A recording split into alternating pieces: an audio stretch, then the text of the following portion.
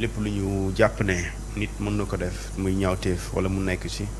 bu ñu ko bëggee arrêter wala bu ñu ko bëggee démanteler c'est une question de temps et donc ki nga xamante ni moom Dakar la nekkoon ci gàddaay yëmbal coow lu bëri mu jógee gàddaay yëmbal Dakar pour dem dans le Saloum à Nioro pour dem peut-être laaxatu fa xëy na wala ñibbi këram parce que fa la dëkk mais terewul foofu aussi Sénégal la te foofu ñi nga xamante ñoom ñooy gendarmerie ni ñu amee brigade Kër Massar noonu la ñu amee brigade bu Kaolack donc c'est juste une question de communication ñu révéler leen l'identité de la personne bi nga xamante ne jàpp nañ ne dañ ko war a jàpp effectivement moo tax dañoo am li ñu tuddee un avis d'interpellation et avis de recherche avis d'interpellation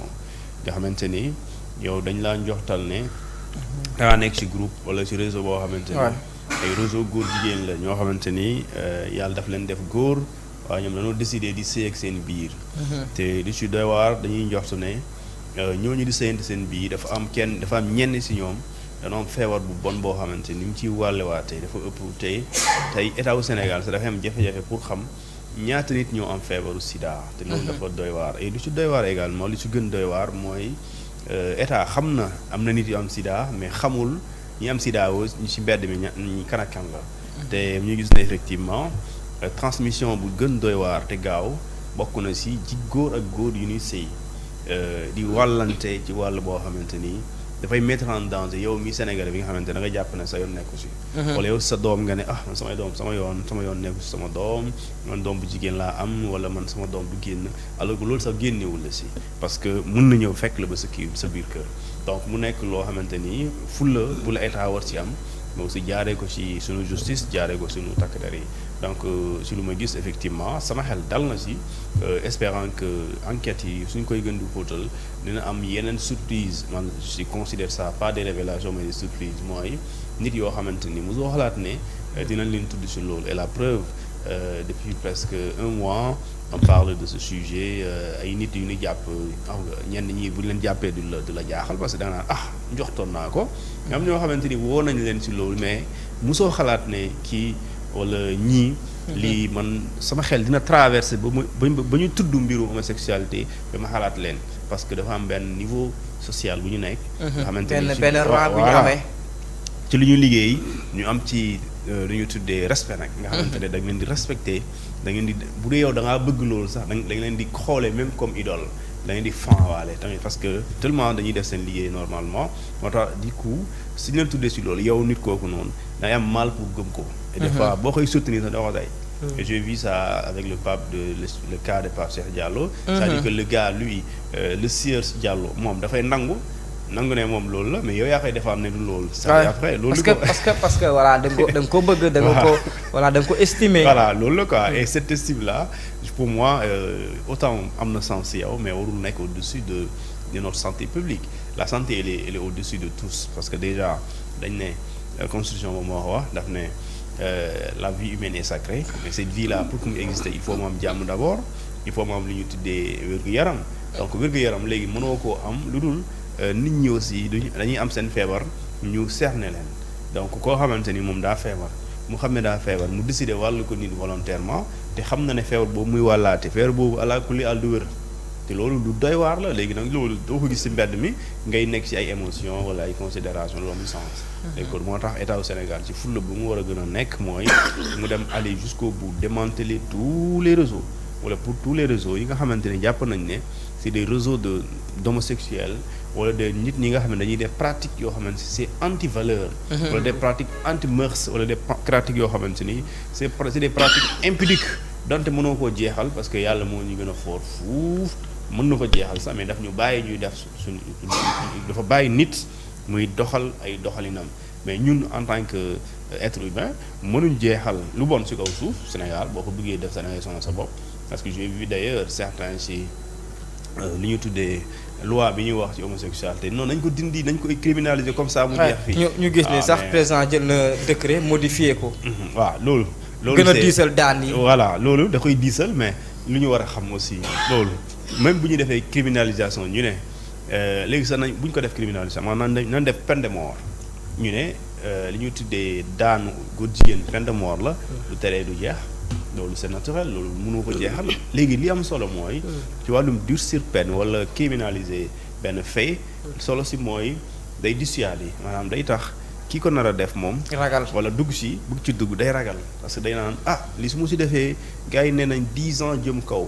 man maa ngi am 20 ans suñ ma jàppee 10 ans jëm kaw suñ ma tëjee mais j'aurais à cette époque. alerte 38 ans. est-ce que dina ko jar ci sama adduna bi lan moom ma wóor ne dinaa am 50 ans. donc mu ngi ci calcul yooyu quoi. supposons nga ne am nga 40 ans parce que ñii jàpp ni am nañ 40 ans. supposons ñu durcir les peines ñu ne léegi da ngay dem ba 10 ans nga am 40 ans wala 48 ans. ñu daan la léegi plus de 10 ans nga am 58 ans Sénégal fii ñu am 58 ans jamono ci dangay gis ne physiquement dañuy am faiblesse donc kooku dafay ne ci calcul naan est-ce que jar na ko. léegi su fekkente ni parce que ñuy def ñenn ñi xaalis moo leen def loo léegi question bi mooy est-ce que man jar na may def lii sachant que suñ ma jàppee dañ may tëj est-ce que xaalis bi mu am sax dina ma amal njëriñ. satisfaire voilà dina ma amal njëriñ dina am satisfaction ci loolu parce que balaa nga naan da ngay noos day fekk nga tal ko donc da ngay gis ne kooku loolu lay nekk di calcul mu ragal léegi nag am na koo xamante ni yoonam nekku ci li may wax nii moom lu mu topp mooy bëgg-bëggam mooy lii su ma ci defee dinaa am lii wala lii su ma defee dinaa satisfaire sama xawma lan léegi kooku loolu moo koy intéressé suñ ko jàppee 10 ans mu assumé suñ ko jàppee 20 ans mu assumé suñ ko jàppee 30 ans wala à perpétuité mu assumé mais am na ko wax léegi nag beneen bi mooy dafay prévenir mooy yéen sénégalais yi wala yéen nit yi parce que y a des gens parmi nous qui viendront au Sénégal et qui sont d'ailleurs au Sénégal yoo xamante ni ils sont des homosexuels ils l'affichent et ils n'ont pas peur de dire que ñoom loolu lañ doon léegi aviser communauté internationale ak communauté nationale bi xamal ko ne d'accord ñun réew mi fii am nañu lu ñuy tere fii mooy mbirum góor jigéen soo leen ko defee garaawul soo leen xamee baax na soo leen xamul tant mieux tant pis plutôt maintenant ñooñu ku nekk jël say matukaay léegi nag c'est comme aujourd'hui xam nga tey dañuy tere naan viol dañ koy tere n'est-ce pas. viol daan gën ndaw mooy 10 ans gën a ndaw 10 ans mais terewul chaque jour nga dégg histoire de viol. bu doon boo defee criminalisation du viol day tax viol dootul exister kon viol depuis 2020 dootul exister ti mais demal ci parquet yi demal ci tribunaux yi Sénégal yëpp nga ne leen dama bëgg ngeen defal ma historique des cas de viol yu ñu indi ci seen kanam 2020 ba tey nga ne muy 5 ans 6 ans nga arrière 6 ans avant 2020 cas de viol yi nu mu toll woon nga xool ndax dafa tax mu arrêté wala dafa tax mu continuer arrêté wala dafa continuer léegi nag vitesse wala dafa yéex façon mooy yow 2020 ba léegi yaa ngi dégg des cas de viol extraordinaire jàpp na ko violé na ko rey na ko sa ju nga dégg ko jàpp na ko violé na ko après xale bu jigéen bi traumatisé na loolu da ngay dégg et pourtant ki koy def moom xam na ne 10 ans laa risqué et pourtant ñu ngi koy def ay mineurs de moins de 13 ans en le faisant ñoom xam nañ ne seen mineur là man quand su ma koy violé am na circonstance aggravante mooy juge mën na ma dóor 15 ans mën na ma dóor 20 ans wala mën na ma dóor sax réclusion criminelle à temps donc pour dire que état au Sénégal ci loolu lu baax la ci wàllum durcir les peines c'est bien mais du synonyme jeexal mbir mi lu baax la day tax nit ñi moytu ñu ciy bëgg a def day tax aussi mu avertir mu lancer le message à toute personne qui souhaite intégrer ce genre de réseau wala pour def genre mbir yi mel noonu léegi nag loolu lu am solo la et d'ailleurs da koy permettre mu leeral lii d'abord góor jigéen parce que ñun xamuñu parce que quand je dis ñun xamuñu mooy li ngay wax yow li ngay xalaat ak yoon lu muy xalaat du loolu li ñuy considérer góor jigéen bokkul ak yoon lu muy jàppee góor jigéen bokkul yoonu Sénégal laa bëgg a wax tey le juge sénégalais ne peut pas condamner quelqu'un mënul daan nit koo xamante ni moom simple message mënu ko condamner ci loolu. waaye c'est ce qui est arrivé à notre confrère Pape Birame Gueye. waaw parce que tey point boobu bëgg naa aussi nga taxaw ci bu baax a baax. parce que message prouvé wul na da ngaa nekk di xam nga Sénégal. ce n'est pas un aveu. c'est un aveu que tu as avoué que tu es da nga avoué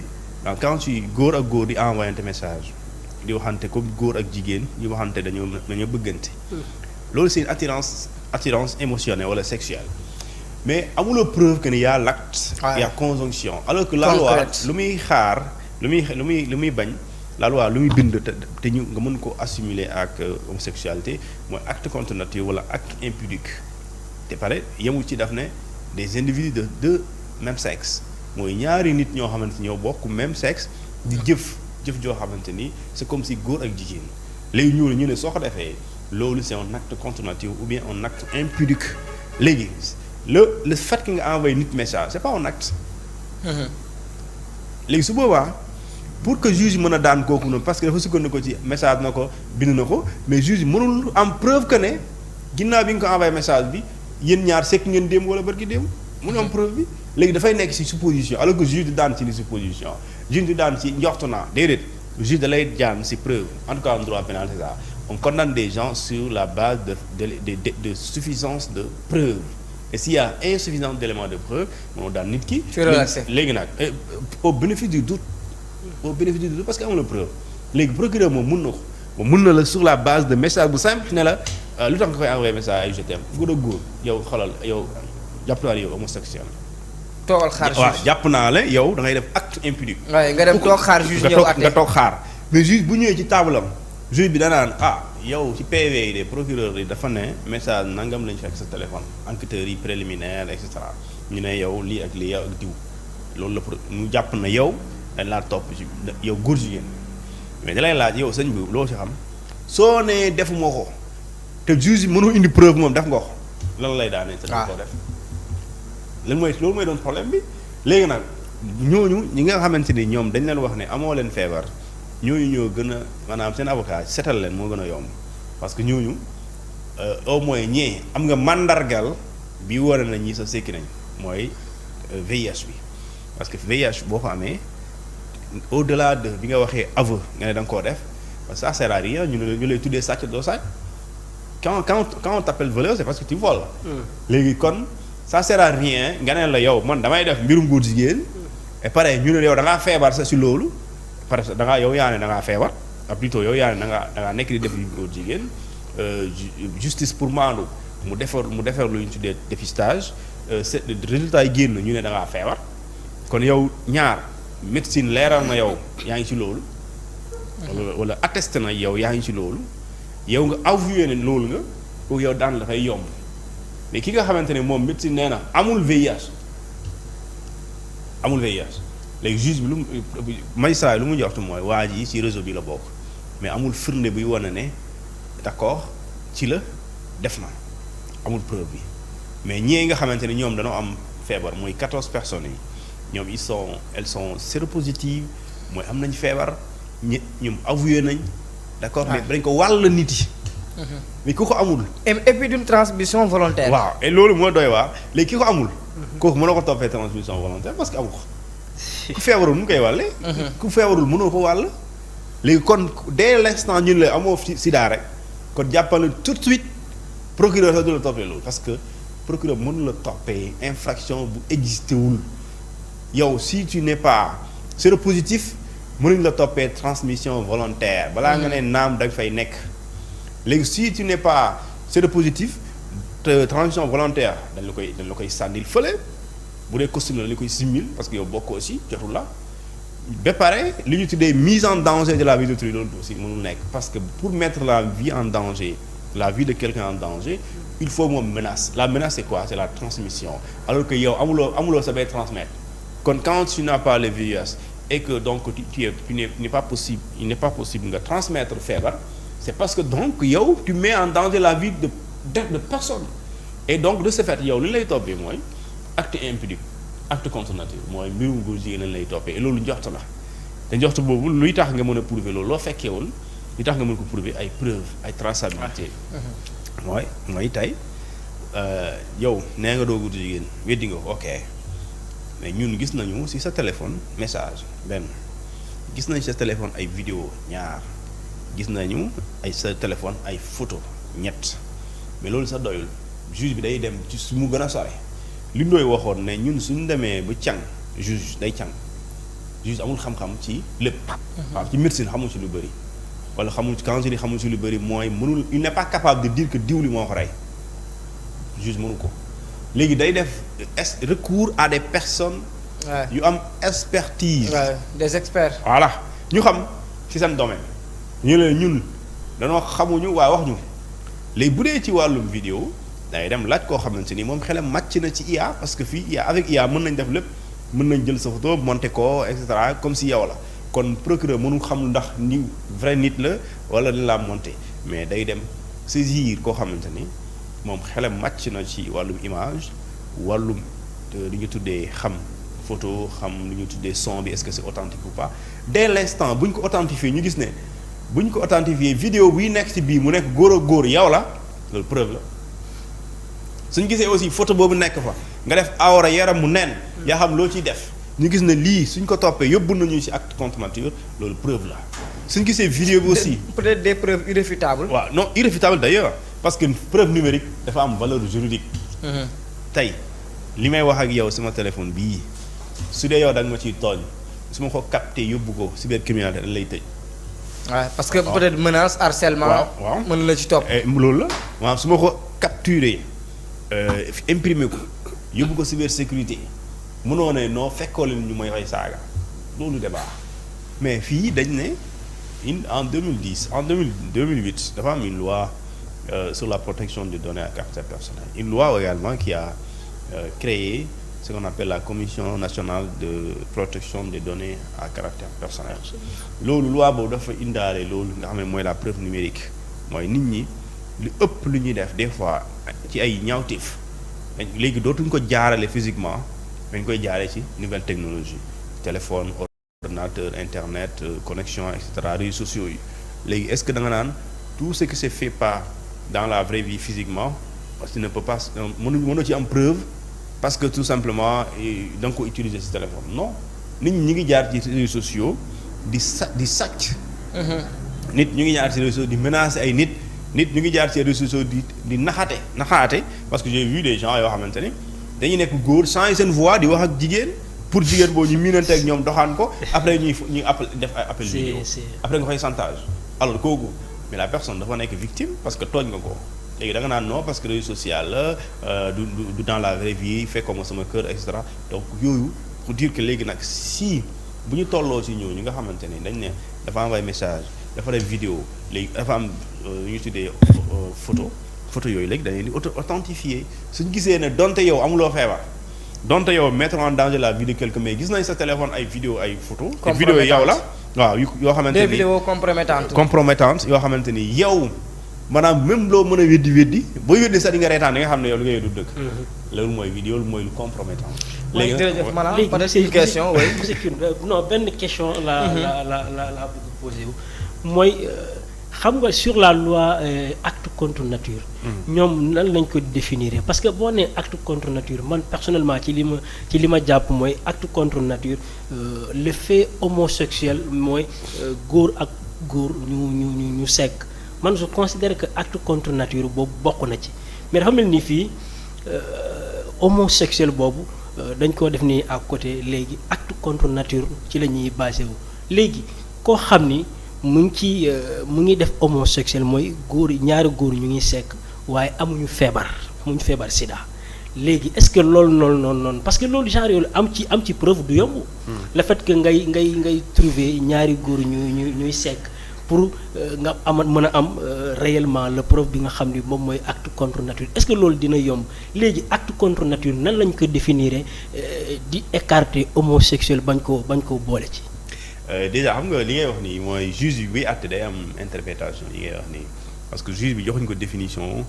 bu claire bu exacte bu précise de ce qu'on appelle lu ñuy tuddee l'acte impudique ou l'acte contre nature ou bien même l'homosexualité il y a pas de définition ku la wax am na définition ne ko fan la ci Sénégal ne ko fan la bu ko wéddi ne ko fan la rek nii lay def mais di la ko génnee après lu muy def rek mooy dama jàpp dama xalaat loolu définition mooy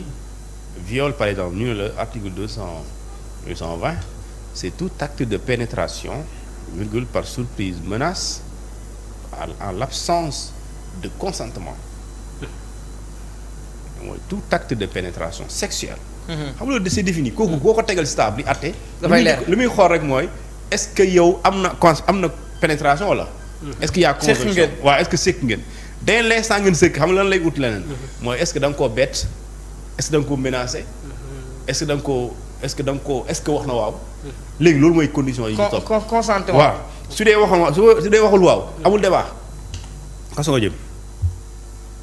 bu dee waxul waaw dañ lay tëj amul débat parce que kooku juge bi dañ ko leeral nañ. léegi yow sénégalais bi nga xamante ni moom jàpp na ne góor jigéen mooy kiy taxaw ci jigéen ñi di waxu jigéen kooku boo ko yóbbee ci yoon juge da ko mën a tëj ci lan la koy tëj ci kat ban base la koy tëjee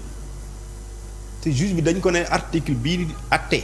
bi nga sukkandiku di atte góor jigéen article 319 la lu mu wax mooy acte impudique ou acte contre nature des individus de même sexe acte jëf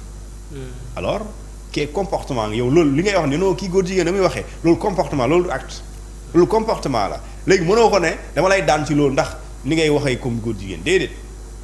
mais boo ko fekkoon muy def kooku dañ koy daan pour acte contre nature góor jigéen la. yaa ngi dégg donc c'est foofu mooy nekk les nuances léegi nag sens loi bi fu muy amee mooy da nga koy définir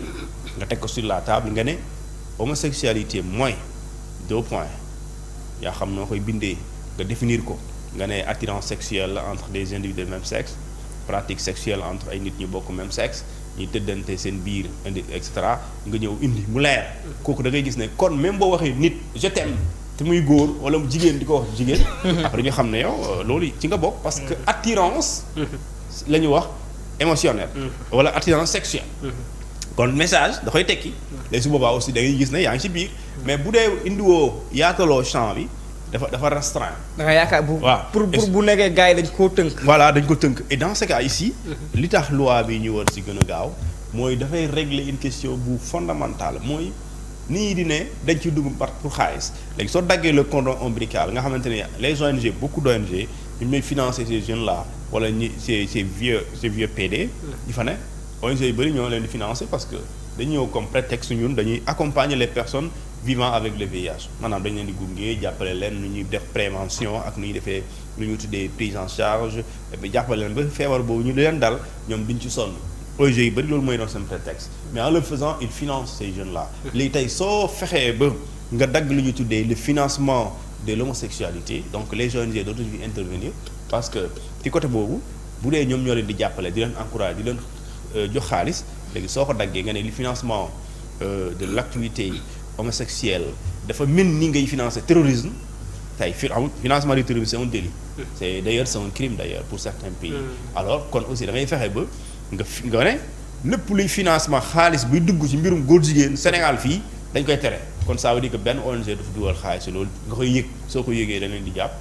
ñu yéen ñuy recevoir aussi da leen di jàpp moo tax foofu la amee solo loolu l'apologie de l'homosexualité aussi foofu daf ci am sens mooy nit ñi nga xamante ni dañuy toog seen saal di wax non loolu dara nekku ci non def leen loolu ñoom ñëpp dañuy di boolewaale ci mbir mi parce que mbir ëpp na ñu koy tere nga koy daganal loolu vraiment c'est pour dire que yow tu n'as rien à foutre de ce qui se passe. peut-être ñu jeexale ci mbirum homosexualité laataa ñoo dugg ci wàllu politique ak tey ñëpp gis nañ ni mbir yi c'est des lobbies yi nga xamante ne yu am doole la tey yow en tant que juriste lan nga jàpp ne moom mooy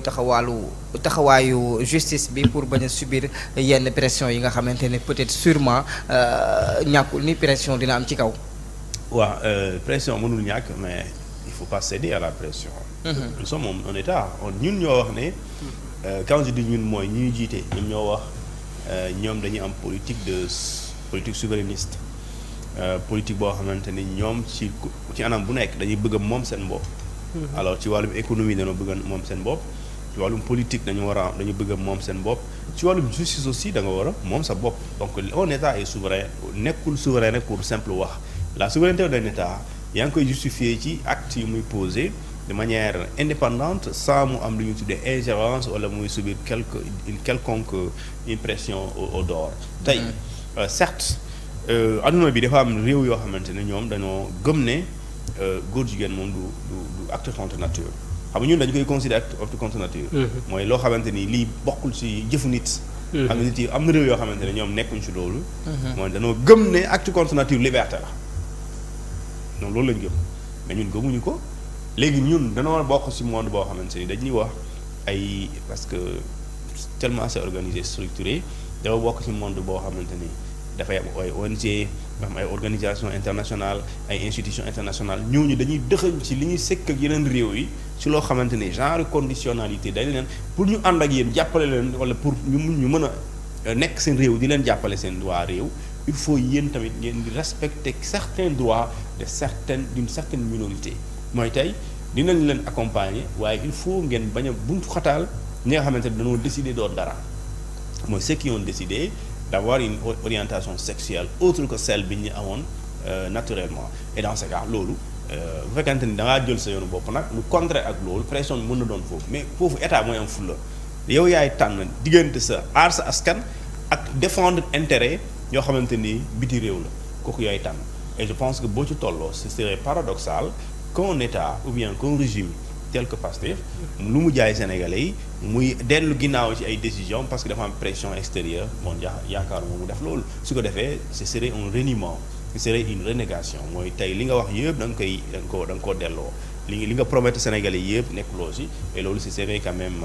une chose boo xamante ni défendre ko dafay doon lu jafe pour ne pas dire lu impossible léegi nag état wu Sénégal laa bëgg a wax moom ñàkkul xam góor jigéen yàgg na fi moom xam na ko. état wu Sénégal moo ñu ko gën a xam ñuy wax ci moo ñu ko gën a xam parce que dama lay yóbbu ci benn texte boo xamante ni dañ ko yóbbu assemblée nationale waxtaanee ko fa ba pare mu ngi ci texte bu loi boo xamante ni c'est une loi de 2010 soo demee ci exposé des motifs bi paragraphe 4 bi li ñu fa wax mooy ñu ëpp ci ñiy joxewaate feebar ci Sénégal en 2005 lay wax jamono jooju mu ne ñu ëpp ñuy joxewaate feebar mooy les travailleuses du sexe mooy jigéen yi di jaay seen bopp. ñoo ëpp ñuy wàllaate feebar ñu ëpp ñuy wàllaate feebar et pare ne et les hommes ayant des rapports sexuels avec des hommes xam nga kooku kon xam na ne góor ak góor ñu ngi tëdd ci réew mi et pare ne xam na ne aussi ñoom dañuy wàllaate feebar kon lii am nii ay transmission de VIH sida moo xam nañ ko léegi volontaire bi laa xamul ndax xam nañ ko waaye xam nañ transmission yi moom parce que ñoom ñoo ko bind ñu jox leen ko rapport ñu bind ko et pare bind ko assemblée nationale jox ko député ne leen voté loi bi député war ko xool war man député Sénégal non man damay ragal bu kanamu yàlla ñu layoo ak yàlla parce que mënoo gis lu mel noonu ñu voté ko à l'assemblée nationale après 10 ans nga taxaw fii di sonal nit ñi ay homosexuel te yow léegi lu la tere woon bi ñu koy indi assemblée nationale nga ne mukk lii lu tax lii xam ngeen ko mais sénégalais yi xamuñu ko et pare tey sénégalais yi bëri bu doon 190 yi xamuñu d'accord xamuñ jàppoon nañ ne état du Sénégal xamul woon ne góor a góor dañuy sëy fi dama ne du kumpa état du Sénégal xam na yàgg na xam te bu mu ko xamee yàgg na du lu bees moom xam na ne am na ay góor ak góor yi sëy fii ci réew mi. mais pourquoi ce mutisme d'état moom moo ma jaaxal en plus. pourquoi depuis temps Macky Sall par exemple temps Abdoulaye Wade. parce que foo ñu xam temps Abdoulaye Wade amoon na góor jigéen temps Abdou Diouf amoon na góor jigéen temps Senghor am na góor jigéen temps Macky Sall am na góor jigéen temps Diomaye am na góor jigéen temps keneen dina am góor jigéen mais la différence mooy nit ku ne bi nga aayee loo ci def moom am solo. waaw léegi ça veut dire que pourquoi ñii bu ñu toogee tout de suite. ñu ngi wàccee affaire yi mu de gars yi di weeru ça veut dire que loolu mooy politique pénale dit ko ne loolu mooy politique pénale la politique pénale est définie par le pouvoir exécutif maanaam lu ne ni ñu koy jàppee nga jàpp ne lu grave la ci wàllum yoon li may def bu mu jóge fi loolu nguur gi moo koy définir léegi ça veut dire que kon ñoom li ñu am ci jàpp ne lii waru fi jógee waru fi am ñooñu amuñu woon yitte boobu c'est ça loolu lay tekki loolu rek lay tekkiwul dara. ça veut dire c'est politique pénale Macky Sall ne l'avait pas. Abdoulaye Wade ne l'avait pas Abdou Diouf ne l'avait pas Senghor ne l'avait pas donc buy wutee ak ñoom moom mooy ñoom dañoo ñëw à ce que pratique boobu moom waru fi am léegi nag loolu dafa war a continuer léegi war a wax commencer nag ba ci kanam après pression am nga ne xam nga dellu ginnaaw te dans tous les cas pression day am parce que ñun dañoo ratifier ay conventions ratifier ay traités yooyu suñu constitution moo ne soo ko xasee ba ratifier moom moo féetee kaw sa yoonu dëkk te ñun suñu yoon dëgg la ñuy attee wala convention yooyu dafa may ñooñu liberté may leen droit ñu def lu ñu doon maanaam ñu développer leur personnalité en toute indépendance et pare yow nga ne waa d'accord man bokk naa ci réew yi gëm loolu mais mënoo gëm loolu ci biti réew ba pare nga ñëw fi nga ne du fi am léegi loolu mooy problème bi et loolu moom tey góor yi ngay tëj ñii di jàpp mën nga leen tëj de waaye bu ñu la yóbbee ci yoon tamit da ngay daanu parce que yow justice internationale laa bëgg wax quoi suñu la clamé ne lay daal parce que yow yaa déclaré yow yaa ne déclaration universelle des droits de l'homme yow yaa ne droit des minorités nga reconnaître lu dul jeex nga ne man du ma leen noot du ma leen buntu xataal te loolu Macky Sall waxoon nañ ko loolu quand Macky le dit waxu ko en tant que chef de parti de il le dit en tant que chef d'État il dit les homosexuels ne sont pas pourchassés. Ils n'auront pas de problème avec le gouvernement, en tout cas. Peut-être avec le peuple sénégalais. waaw c'est ce qu'il a dit. ah et loolu mooy am loolu mooy. mais pour man est-ce que loolu du piège parce que Macky Sall ci boppam moom mooy il sait pertinemment que Sénégal fii nii population bi du ñu tolérer homosexuel. moo tax mu ne peut-être avec le peuple sénégalais. mais parce que ils ne sont pas pourchassés. mooy ils n'auront pas le problème avec le gouvernement mais peut-être avec les Sénégalais. c'est ça en fait loolu il a été clair aussi. loolu mu wax sëñ bi loolu position état la dama ne damaa bëgg ñu invité Diomaye Faye président de la ñu ne ko président quelle est votre position sur la ñu tuddee l'homosexuel nga xool lu muy wax parce que ñun. da ngaa jàpp ne bu boobaa il va répondre de la même manière. ñun suñu constitution moo ne amul nit kenn du ko discriminer nii si liggéey maanaam doo ko ne di ko beddiwante dafa amul suñu constitution dafa ne warul am ci réew mi sukkandiku ci sexe sukkandiku ci orientation sexuelle parce que le code de la presse moo ko wax article 18 moo ko wax le code de la presse daf ne. benn journaliste benn technicien des médias sañul wala warul ne doit kon waroo discriminer nit ki parce que dafa am orientation sexuelle beneen loolu muy teggi mooy tey bu ñëwee pii nga war ko invité nga xam ne góor ji nga ne du ma la doo ko invité dañ ne la yow bu la yóbbee ci yoon da ngay daan waaw léegi bu dee tere woo ko lu tax nga koy jox droit boobu loolu muy problème bi léegi loolu supposons comment tu peux dire ça à un homosexuel que na yow bu ñu la teree invitation ci télé wala rajo yow waa télé bi rajo bi porte leen plainte da ngay daan loolu mooy la. jërëjëf alors loolu problème la. jërëjëf. Thioune ñu tëj mbirum borom ñaari tur yi di la ci remercier par rapport ak éclairage